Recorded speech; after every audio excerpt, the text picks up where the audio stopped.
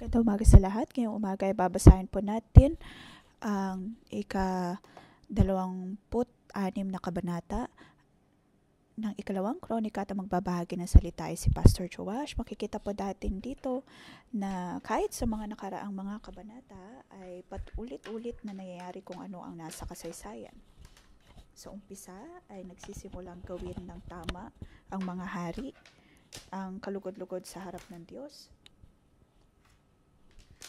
magmula kay Joash. Sa umpisa ay sumunod at nakinig siya kay Jehoiada, ngunit bandang huli mula sa pakikinig sa Diyos at pakikinig sa kanyang espiritual na otoridad, siya ay umabot sa pagsunod sa ibang tao.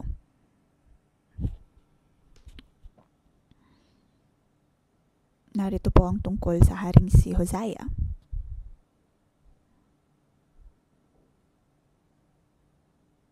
Nang balikan ni Hosea ang kanyang mga ninuno mula sa pagsunod hanggang sa hindi pagsunod,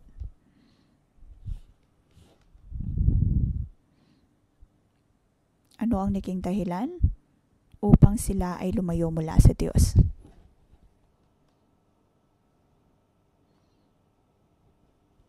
Para sa mga nagsusulat, sinulat po nila ang tatlong sitwasyon na ito, kaya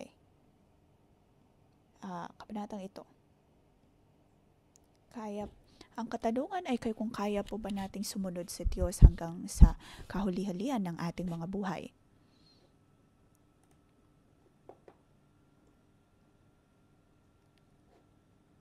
Ano ang mga bagay na maaaring maging dahilan upang tayo ay lumayo sa kalooban ng Diyos? Iyon ba ang ating kalakasan, ang ating katagumpayan sa buhay? Naway tulungan po tayo ng banal na Espiritu. Bibigyan po natin ang kabanatang ito ng pamagat. Ikaw man ay magtagumpay o hindi, ito ay nakasalalay sa iyong pagsunod at pagdulog sa Diyos. Mula verse 1 to 5, yun po ang unang talata.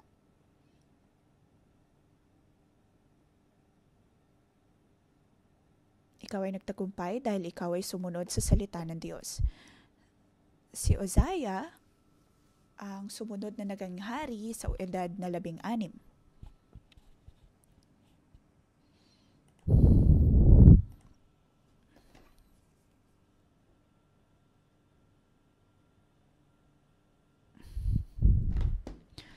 Nakita ni Hosea ang lahat ng ginawa ng kanyang ama. Nakita niya kung paanong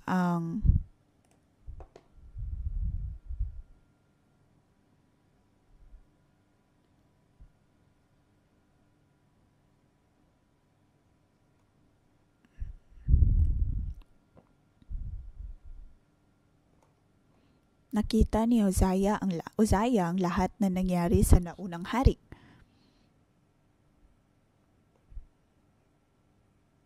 Kaya nang siya ay naging hari, sa verse 4, ginawa niya kung ano ang tama sa harap ng Diyos. Katulad ng kanyang ama na si Amaziah.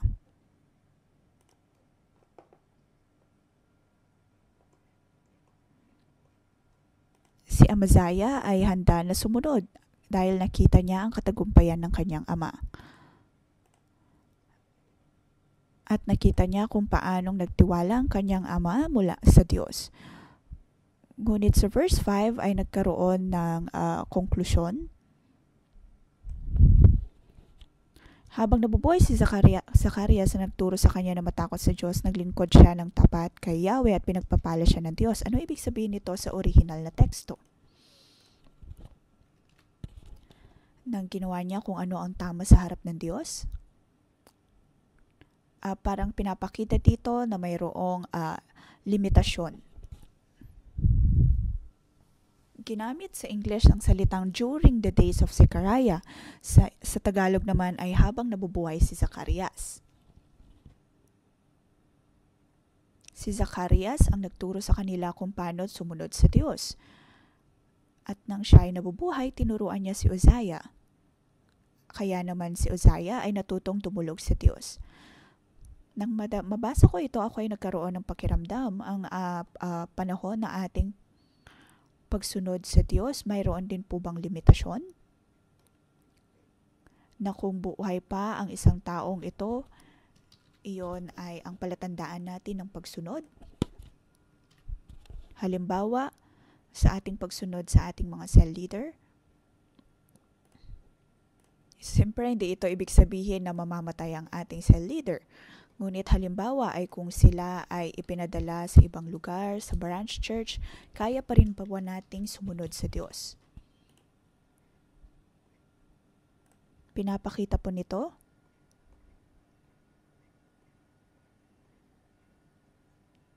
na ginawa ni Uzziah ang karapat-dapat sa harap ng Diyos. Sa isang banda, siya ay nagtagumpay dahil siya ay nakinig sa salita ng mga propeta. Ngunit ang mga propeta ay namamatay din.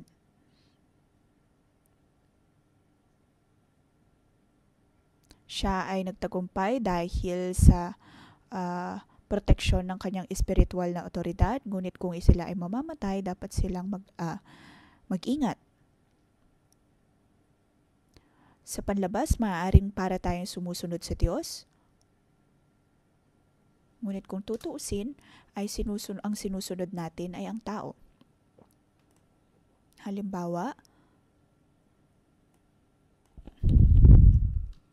kung mayroon po tayo mga spiritual na leader, nakikita natin na sila ay napakalakas, ngunit may mga pagkakataon na humaharap din sila sa iba't ibang mga sitwasyon at mga pagsubok. Nakakaranas din ng mga problema, maaaring ikaw ay humaharap ng disappointment o kaya pagkabigo, pagkatapos magtatanong ka sa iyong sarili, talaga bang nais kong sumunod sa Diyos? Sa sitwasyon, sa nababasa nating kwento, si Zacarias ba ang dahilan kung bakit may katagumpayan sa buhay ni Uzziah? Sa nagdaang mga hari mula chapter 24,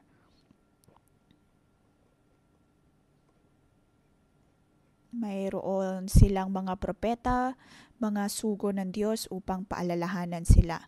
Sila ay nakikinig, sila ay napagpapala at nagtatagumpay, ngunit ang kanilang espiritual na kondisyon ay hindi nananatili doon. Ang susi pa rin ay ang magkaroon ng malalim na relasyon sa Diyos, hindi sa kung dahil mayroon tayong pangangailangan kung kaya pumupunta tayo sa mga propeta at tumudulog sa Diyos. Ako'y nagpapasalamat dahil sa 611, tayo ay mayroong mga propeta at tinuturuan din tayo kung paano dumulog sa Diyos.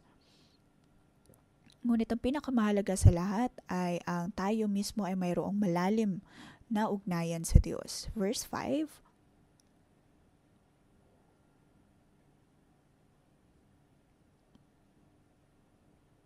nakita ko din ang buhay ni Uzziah ay pinagpala. Tingin ko ay ginamit ng Diyos ang mga salitang ito upang pagpalain ang ating mga cell leader. Tayo ay mayroon pong mga impluensya.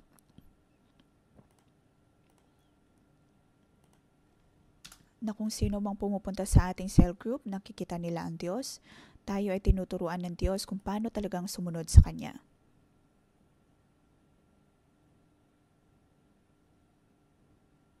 Atin pong dinadala ang Diyos sa Diyos.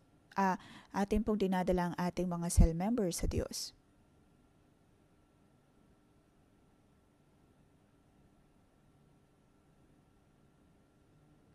Sunod, verse 6 hanggang 15.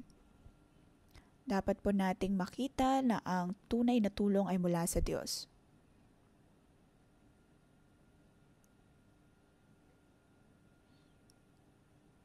Sa verse 6, sila ay nakipaglaban sa mga Filisteo.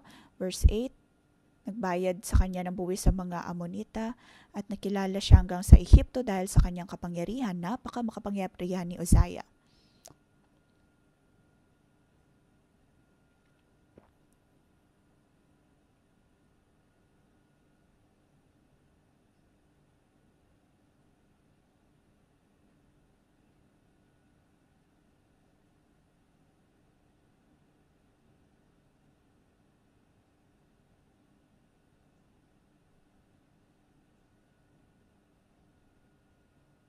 Pagdating sa sandatahan, si Uzziah ay makapangyarihan. Mula verse 7 hanggang 15, napakarami niyang mga tao, napakarami niyang mga kawal, hukbo.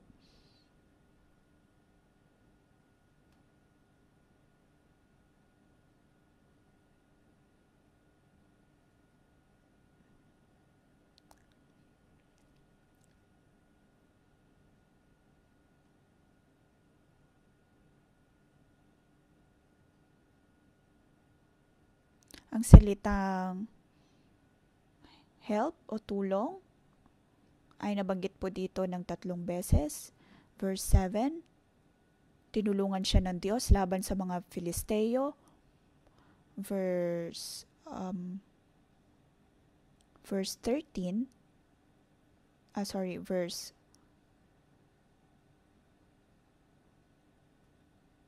10, tinulungan sila ng Diyos. Verse 17, naroon si Yahweh na tumulong sa kanila. Kung nakakakita po tayo ng mga nagtatagumpay, ang sinasabi natin sila ay pinagpapala. Ngunit katulad sa kabanatang ito, ang katagumpayan na mayroon si Uzziah ay dahil sa tulong ng Diyos. Sa Biblia, 3 beses na nabanggit na siya ay natulungan ng Diyos. Ngunit kalaunan, ang tulong na kanyang natanggap ay mula sa tao. Sa verse 13, magigiting naman dirigma na laging handang lumaban at magtanggol sa hari. Dapat po nating malaman kung sino talaga ang ating katulungan. Madaming beses kung humaharap po tayo ng mga problema, halimbawa, kung ang ating cell member ay mayroong pangangailangan, iniisip natin, sino sa komunidad ang makakatulong sa kanila?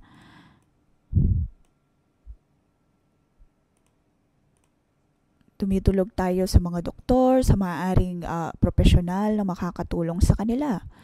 Ngunit po sa ating komunidad, mayroong iba't ibang mga tao na may iba't ibang handog at regalo.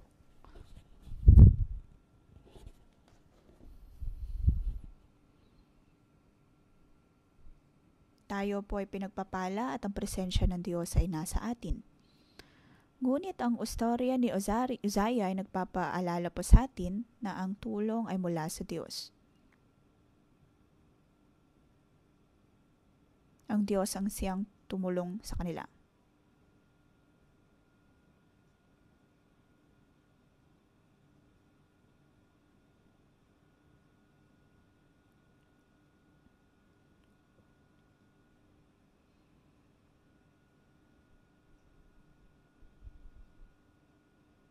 Verse 15, sa mga tore at mga panulakanan ng Jerusalem, naglagay siya ng mga kasangkapang ginawa ng mahuhusay na panday upang ipaghagis ng sibat at ng malalaking bato. Naging tanyag si Uzziah at naging makapangyarihan dahil sa tulong na nagmumula sa Diyos.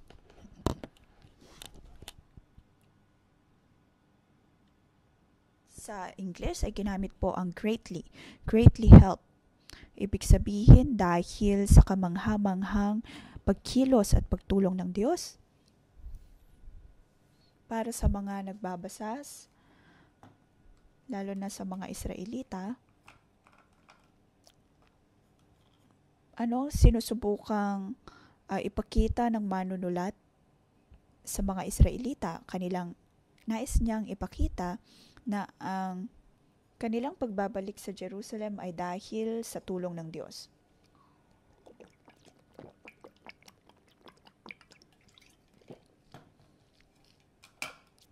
Ang manunulat ay nagsasabi sa mga tao na ang lahat ay dahil sa tulong ng Diyos. Huwag kalilimutan ang tulong na nagmumula sa Diyos. At para po sa atin, kaya po ba nating panghawakan ang katotohanan na ang Diyos ang ating katulungan? Sa aking pagbabasa ng kabanatang ito, pinapaalala po nito ang upbringing o aking paglaki. Nang una kong nakilala ang Diyos, ako ay nagtiwala sa Diyos at sa aking pag-aaral. Natutunan ko ang Daniel Studying Method. Ngunit tinuruan ako ng aking mga otoridad kung paano tunay na mag-aral dahil gusto kong papurihan ng Diyos sa aking pag-aaral.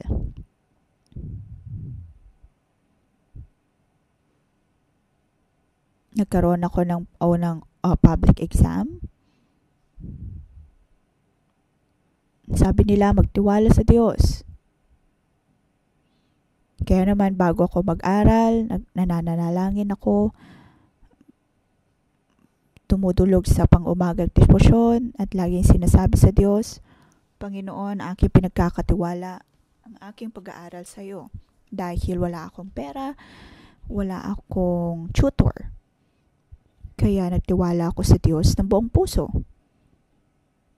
At doon ay naranasan ko ang kabutihan ng Diyos. Ngunit sa ikalawang pagkakataon, nang ako'y nagkaroon ng public exam, dahil nagkaroon ako ng magandang resulta sa una kong exam, sa ikalawang pagkakataon, ako ay nagtiwala sa aking sarili. Dahil akala ko, napaka matagumpay ko na sa aking pag-e-examine.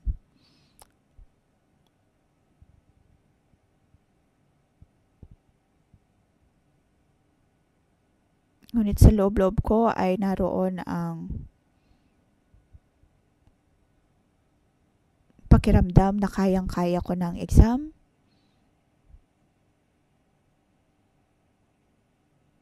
Ito ang aking kondisyon. Na kung tayo ay nakakaranas ng katagumpayan, hindi madali ang magtiwala sa Diyos. Akala natin ay maaasahan na natin ang ating mga sarili. Kaya nang magsimula akong magtrabaho,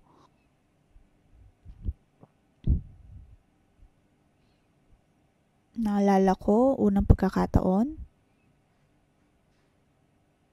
ako ay patuloy na nananalangin in tongues. Akala ko ay alam ko na ako ay pinapangunahan ng Diyos. Pagkatapos ng trabaho, ako ay nagpapasalamat sa Diyos at sinasabi sa Diyos na ako ay samahan sa marketplace. Ngunit naalala ko din sa pagkakataong iyon, nang iniwan ko ang marketplace,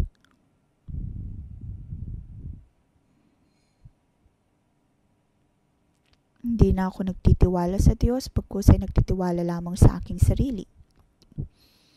Kaya naman sa kabanatang ito ay nagbibigay ng malaking paalala sa akin sa ating pinakamababang punto ng ating mga buhay, atin pong panghawakan ang presensya ng Diyos.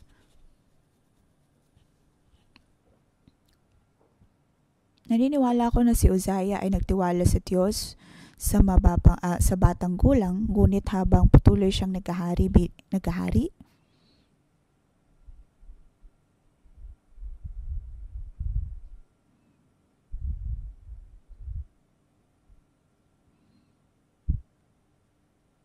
mula sa pagtitiwala sa Diyos ay mas nakikita na niya ang tulong na ibinibigay ng tao. Mga kapatid, lahat po tayo nais nating gawin kung ano ang tama sa harap ng Diyos, ngunit huwag po nating itaas ang ating sarili. At huwag ting masyadong panghawakan ang tao. Pagkus ay tignan kung gaano kadakila at kadakilang Diyos. Tayo ay dapat na magpasalamat sa tulong na ibinibigay ng Diyos. Ikatlong talata, verse 16 hanggang 23.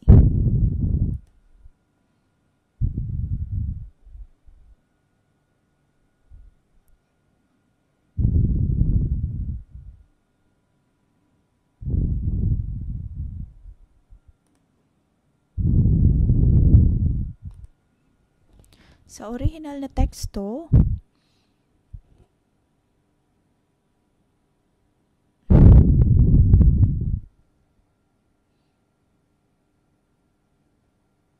Sabi dito sa verse 16, subalit na maging makapangyarihan si Uzzias, naging palalo siya siyang dahilan ng kanyang pagbagsak, nilapastangan niya ang Diyos niyang si Yahweh nang pumasok siya sa templo upang magandog sa altar ng sunugan ng insenso.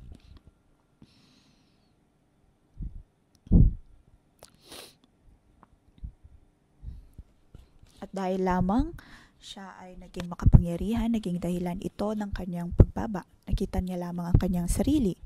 Hindi siya naging tapat sa Diyos. Ang sabi dito, nilapastangan niya ang Diyos dahil sa kanyang pagpasok sa templo upang magandog sa altar na sunugan ng insenso. Siya ay isang hari, makapangyarihan.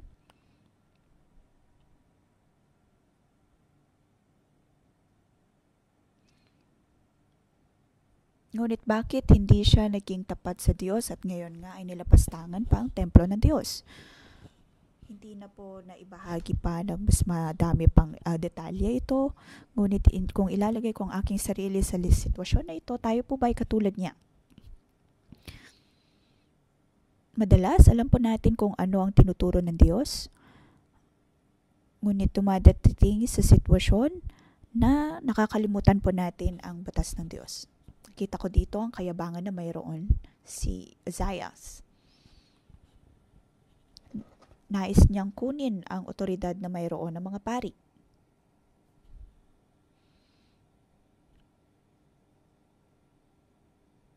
Sinasabi na siya ay hari, siya ay pinagpapala ng Diyos, siya ay pinagpapala at naitataas sa lahat ng mga bansa.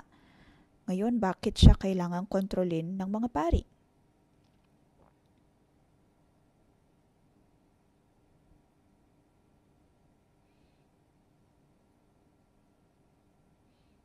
Mayroon siyang kayabangan sa kanyang puso na lahat ng kanyang, na kung ano man ang ginagawa ng pari ay kaya niya ding gawin.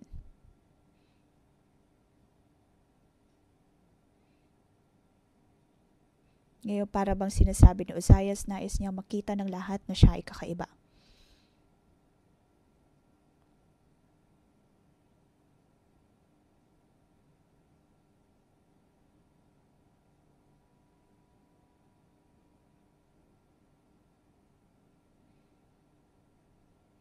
Paniguradong alam ni Uzzias ang salita ng Diyos. At alam niya na ang paggawa ng ang pagsunog ng insenso ay dapat nagawin ng mga pari at kung sino mga lalapastangan sa paggawa nito ay mapaparusahan.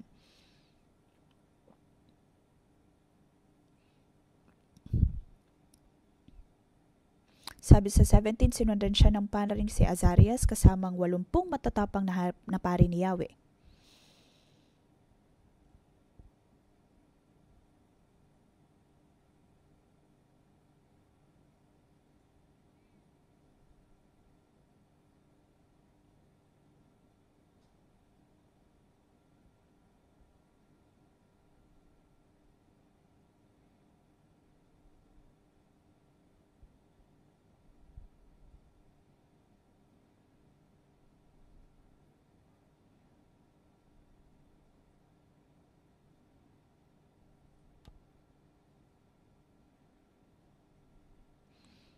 Dito makikita po natin ang puso na mayroon si Uzzias.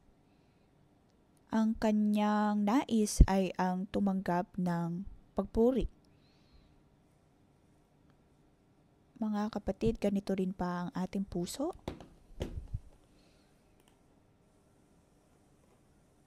Maaring hindi po tayo kasing tapang ni Uzzias na gusto nating palitan ng pari. Ngunit katulad ni Uzziah, mayroon din po tayong ganitong kahinaan ang gusto natin ay makatanggap ng recognition. Nais nating maitaas, nais nating mabigyang papuri, nais nating natin na makita tayo ng tao. Lahat po tayo ay may ganitong bahagi ng ating pong buhay sa marketplace. Nais po nating makita tayo ng iba. Madami mga tao sa kanilang pag-iwan sa kanilang trabaho, iyon ay dahil pakiramdam nila hindi sila hindi sila napapupurihan o kaya pinapasalamatan. Sa harap ng Diyos, ganito din po ba tayo? Tayo po ay binigyan ng Diyos ng pagkakataon na makapagtrabaho.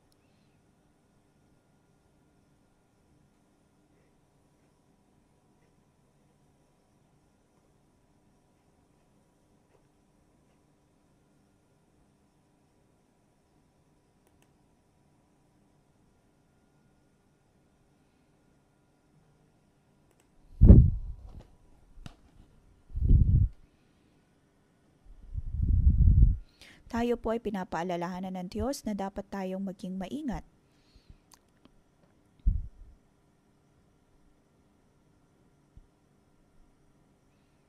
Dapat pong maging maingat tayo pagdating sa kayabangan.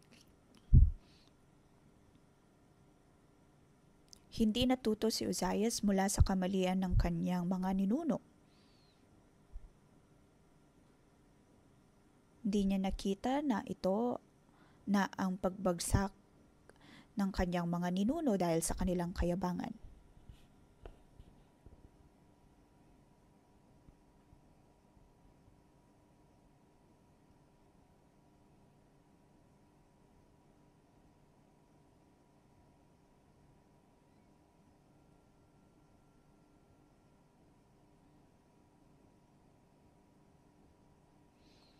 Naniniwala ako na sa pagkakataong ito, si Uzzias ay gising na.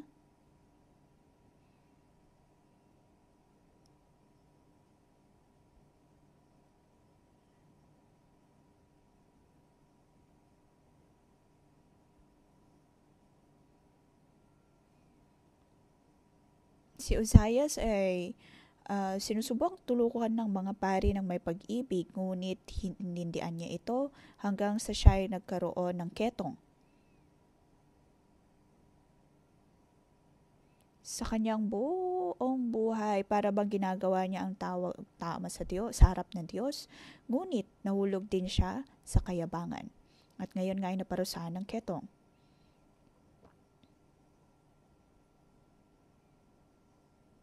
Sa verse 21 hanggang 23, nabanggit po ang naging kinahinatnan ng buhay ni Uzziah. Hindi siya gumaling sa kanyang sakit sa balat at naibukod sa tahanan at inalis sa templo. Naisulat po ito sa librong ito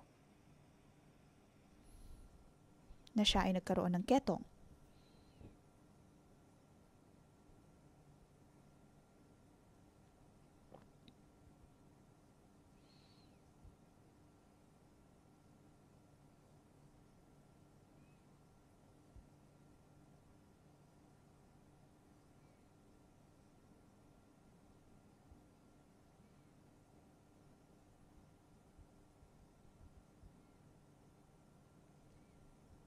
Nakita natin na sinubukan naman ni Uzziah na sumunod sa Diyos, ngunit bandang huli ay iniwan niya ang tamang pagsunod sa Diyos. Pinapaalalahanan pa tayo ng kabanatang ito na dapat lamang ang lahat ng papuri ay nasa Diyos.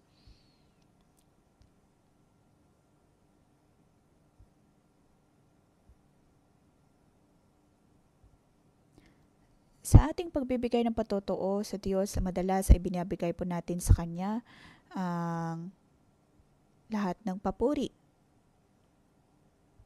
Tayo po ay pinapaalalahanan ng Diyos at na huwag kunin ang papuri na dapat ay para sa Diyos.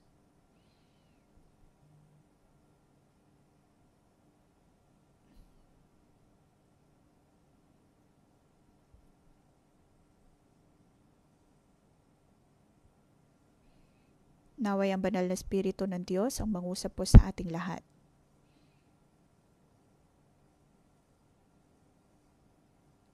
Naway patuloy na pagpalain ng Diyos ang kanyang mga salita.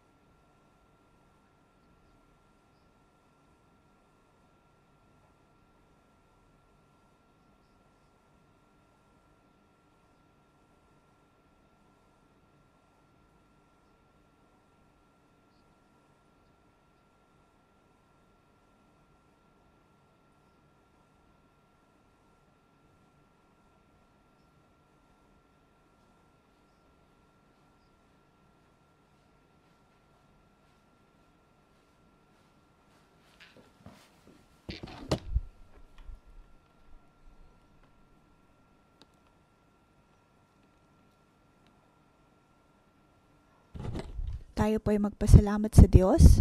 Kung tayo ay nakakaranas ng katagumpayan sa ating buhay, tayo ay magpasalamat sa Kanya.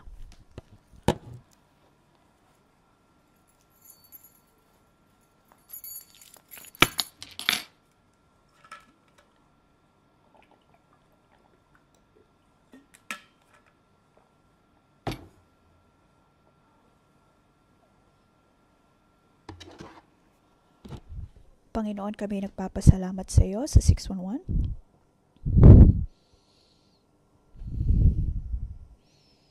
Panginoon, hayaan mo na ang puno ng buhay ay lumago.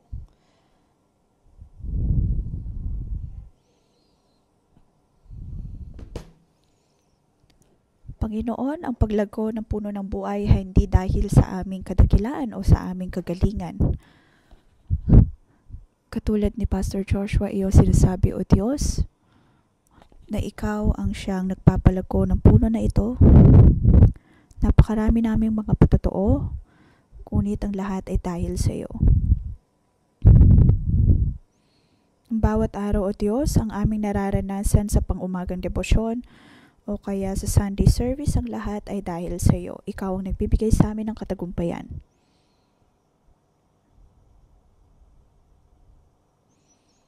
Panginoon, nagpapasalamat kami sa iyo. Ikaw ang siya nagbibigay sa amin ng katagumpayan.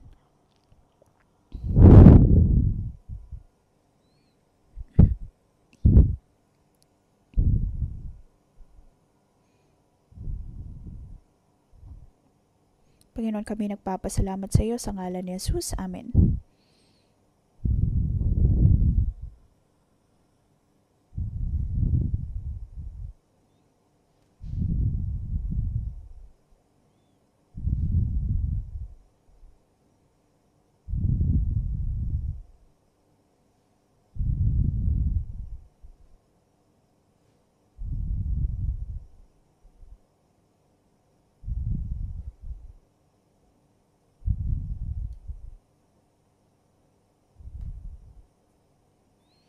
Sa kabanatang nabasa po natin,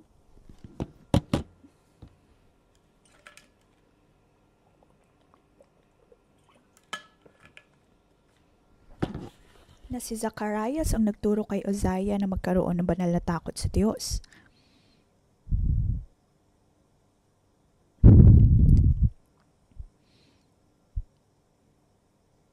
At naroon si Uzziah na nagkaroon din naman ng banal na takot sa Diyos. Sa ating pagkakaroon ng banal na takot sa Diyos, tayo ay Kanyang pagtatagumpayin. Kung alam po natin na magkaroon ng banal na takot sa Diyos, siya ay magpapadala ng mga tao upang tayo ay tulungan. Tinulungan ni Zacarias si Uzziah at siya ay naging matagumpay.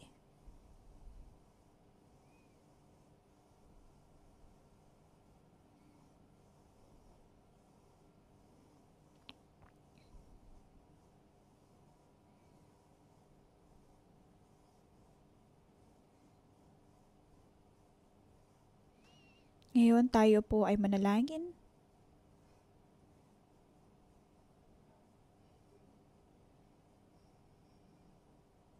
Sa ating buhay, sino mga taong pinapadala ng Diyos upang tulungan tayo, upang magtiwala sa Kanya, magkaroon ng banal na takot sa Diyos, upang sumunod sa mga espiritual na otoridad? Ngayon po ay ating siyasatin ang ating mga puso.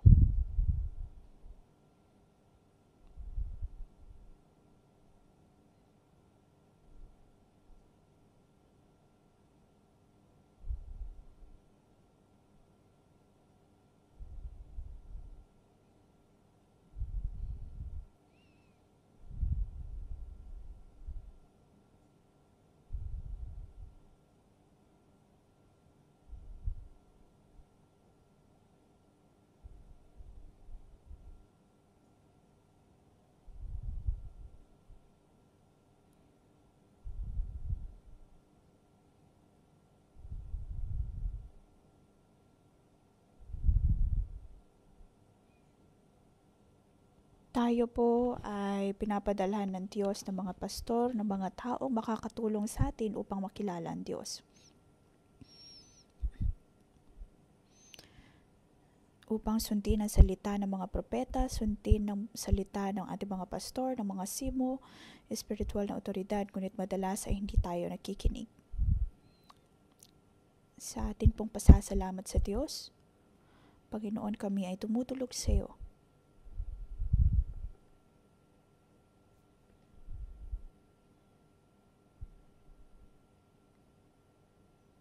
Panginoon, pinadalhan mo kami ng iba't ibang mga tao upang kami ay matulungan.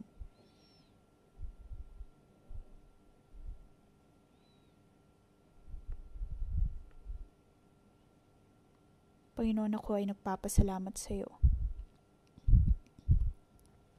Nang ako ay nasa marketplace pa lamang,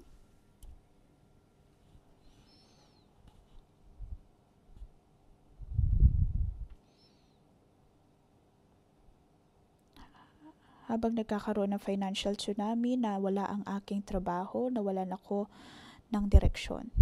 Ngunit Panginoon, ako ay nagpapasalamat dahil dinala mo ako sa 611 sa pang-umagang debosyon. Panginoon, ako ay nagpapasalamat sa iyo dahil ang iyong espiritu ang siyang nag-angat sa akin. Sa panahong iyon, mayroon ako mga cell leader na tumulong sa akin. Kaya naman natuto akong tumulog sa iyo sa pang-umagang debosyon.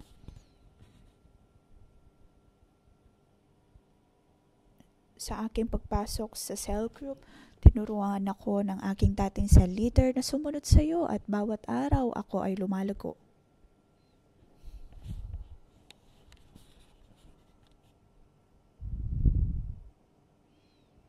Nagkaroon din ako ng mga katulungan mula sa Bible School.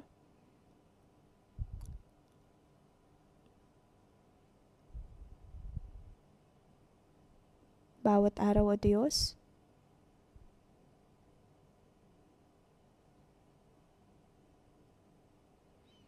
ay tinutulungan mo ako.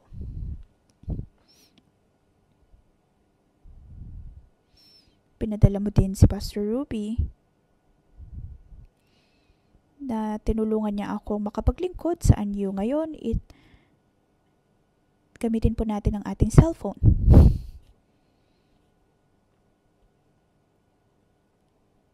Gamitin po natin ang ating cellphone upang pasalamatan ang ating mga otoridad.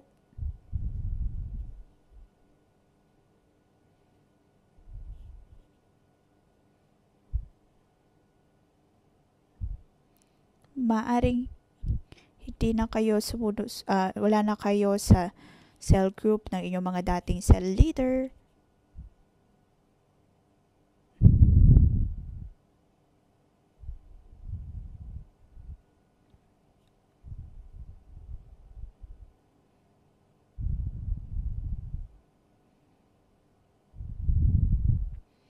Ngayon, pasalamatin natin ang Diyos. Panginoon, maraming salamat. Atin pasalamatan ang ating mga nangalaga sa atin.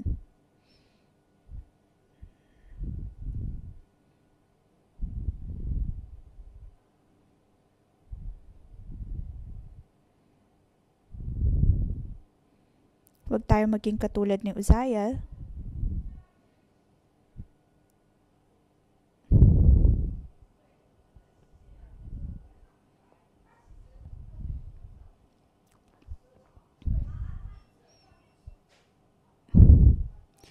Sinong tumulong sa akin upang tumulong sa Diyos? Iyon ay si Pastor Joshua at Simo.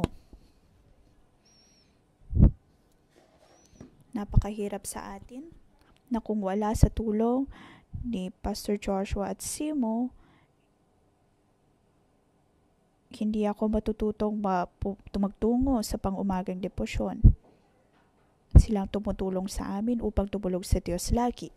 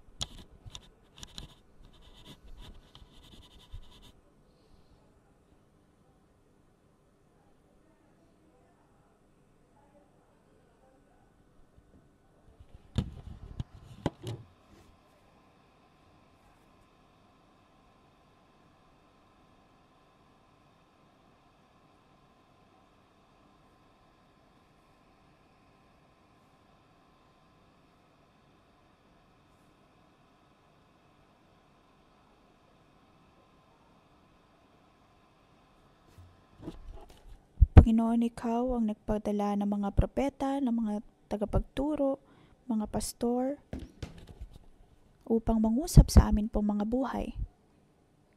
At turuan kami na magkaroon ng banal na takot sa iyo, sumunod sa iyo, pakinggan ang iyong mga salita, Panginoon. Maraming salamat.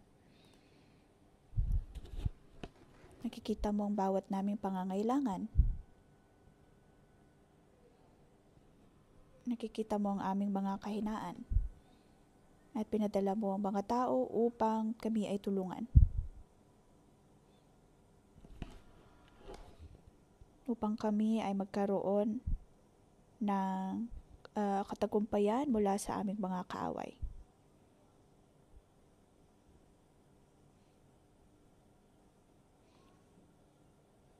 Panginoon, tulungan mo kami na sundin ka at hindi sumuko pagdating sa pagdidisipulo. Ang lahat ay dahil sa iyong pag-ibig, sa iyong habag at biyaya, Panginoon. Maraming salamat.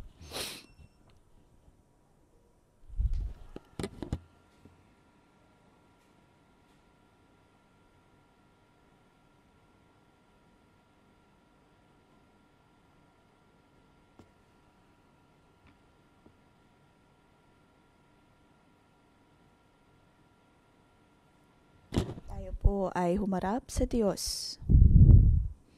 Magkaroon po tayo ng banal na takot sa Diyos.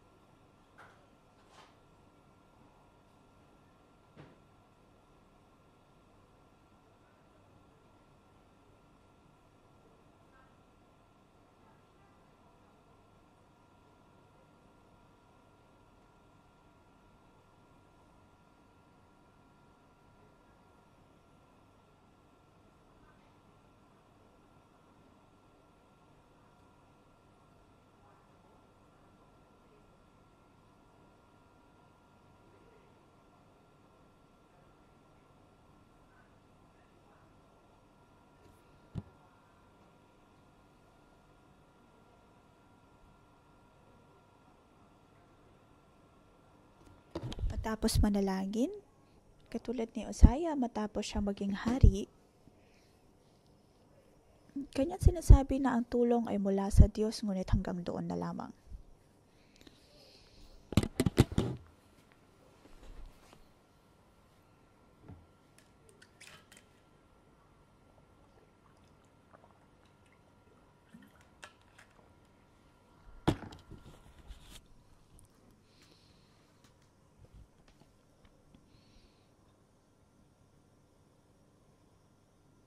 Narito na tinutulungan po tayo ng Diyos at ramdam po natin iyon.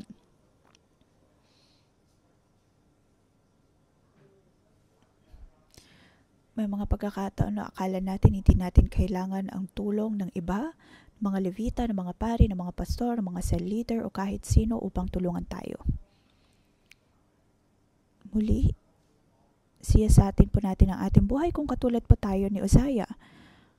Tinulungan na ako ng Diyos. Ang Diyos ay kasama ko.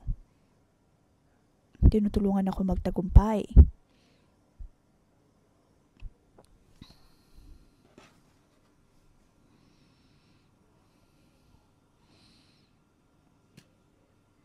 Naroon pa rin na wala po tayong banal na takot sa Diyos. At hindi sinusunod ang kanyang mga salita.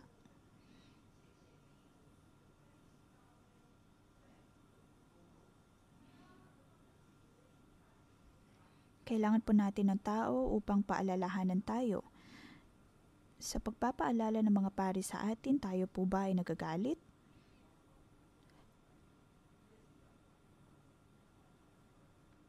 Katulad na nangyari kay Uzziah, nagkaroon siya ng ketong.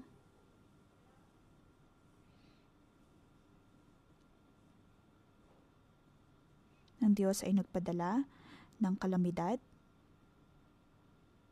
Muli ay tayo pinapaalalahanan ng Diyos. Pinapaalalahanan tayo sa pamamagitan marahil ng ating mga katrabaho, cell member, o kaya katrabaho, mga kaibigan, sa pamamagitan ng mga tao na siyang tumutulong sa atin.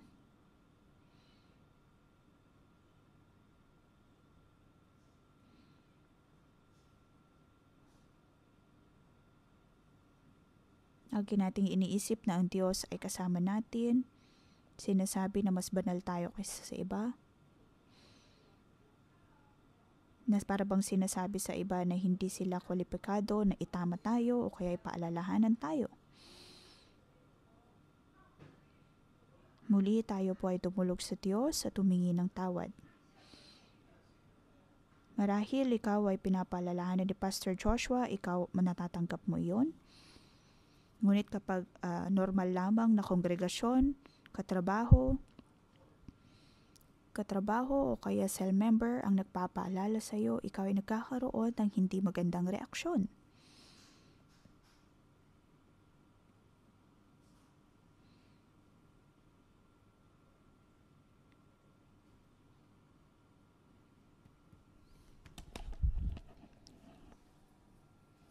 Tayo po ay manalangin at sabihin sa Diyos, Panginoon, tulungan mo ko. Naway marunong akong tumanggap ng pagpapaalala ng iba.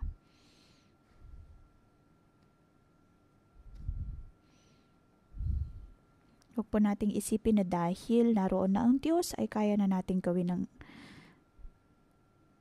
ng lahat, pagkatapos ay magiging hindi lamang tapat ulit.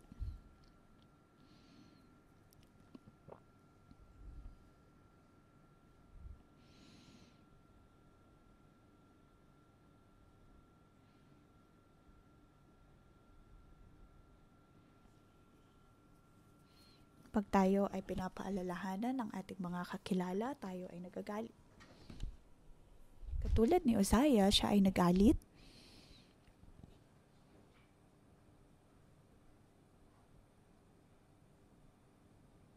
At sa kanyang galit ay nandoon na nagkaroon siya ng ketong. Ang salita ng Diyos ang nagpapaalala po sa atin ngayon. tayo magpasalamat na mayroon tayo mga espiritual na katuwang upang tayo ay tulungan at maturuan.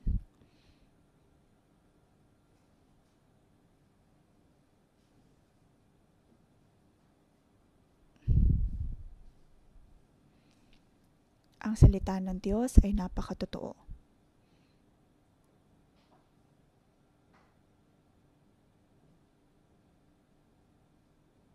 Panginoon, tulungan mo kami na ang aming puso ay maging malambot, magkaroon ng tenga na nagkikinig, magkaroon ng banal na takot sa iyo, O Diyos, na nauunawaan ang iyong mga salita at tunay na sinusunod iyon.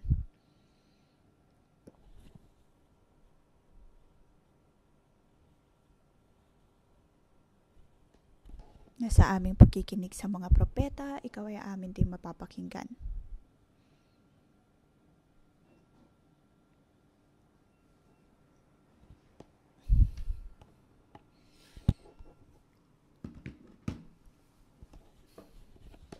May mga pagkakataon na inaayawan namin ng tao, nagmamagaling, napaka-yabang at itinataas ang sarili. Patawarin mo, Diyos, ang aming kayabangan.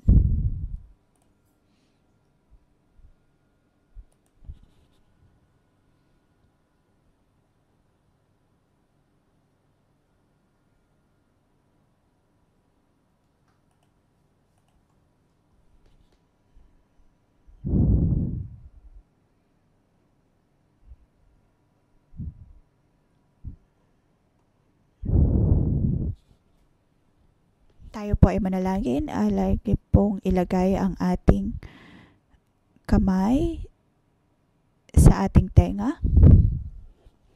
Ang isang tenga ay dapat na nakikinig sa mga espiritual na otoridad.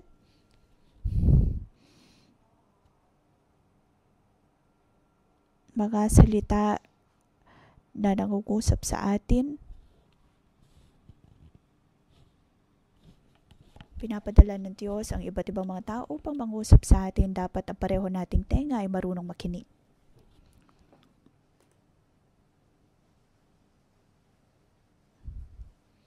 Lagay po natin ang ating kamay sa ating tenga at manalangin, Panginoon, kami ay tumutulog sa iyo.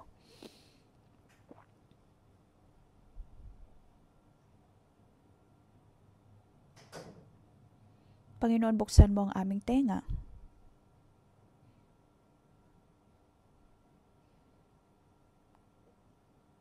Na makinig sa mga salita mo at makinig sa pagpapaalala ng aming mga espiritual na otoridad at maging din sa mga pagpapaalala ng mga kakilala namin o kaya ay maaaring mas mababa sa amin. Dapat namin siya sa atin ang aming buhay kung mayroon kaming kayabangan sa aming mga puso.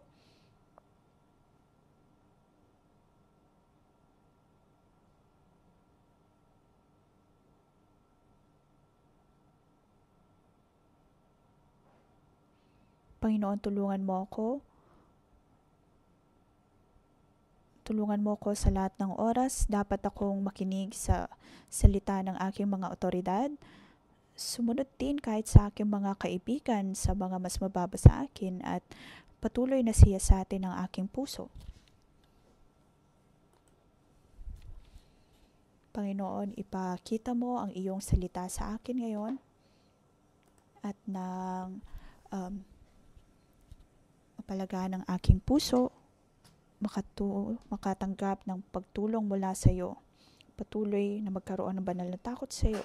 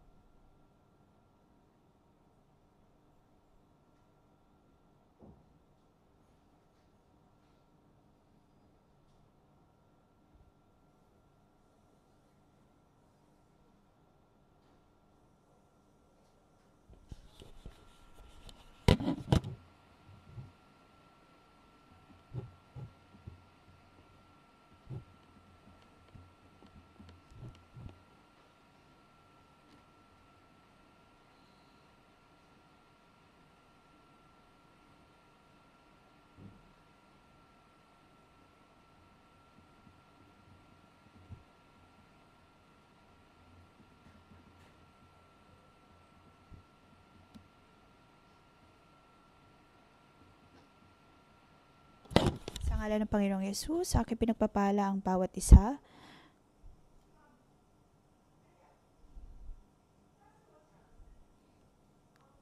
Sa ngalan ng Panginoong Yesus, naway sa buhay po natin ang salita ng Diyos. Sa ngalan ng Panginoong Yesus, sa akin pinagpapalang bawat isa natin pong may sa buhay ang salita ng Diyos upang makita ng Diyos ang lahat. Ang Diyos ay narito.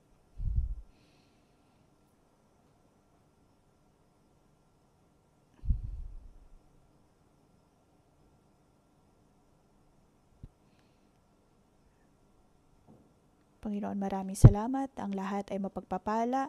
Sa ngalan ni Jesus, Amen. Dito po nagtatapos ang ating umagang deposyon. Magandang umaga.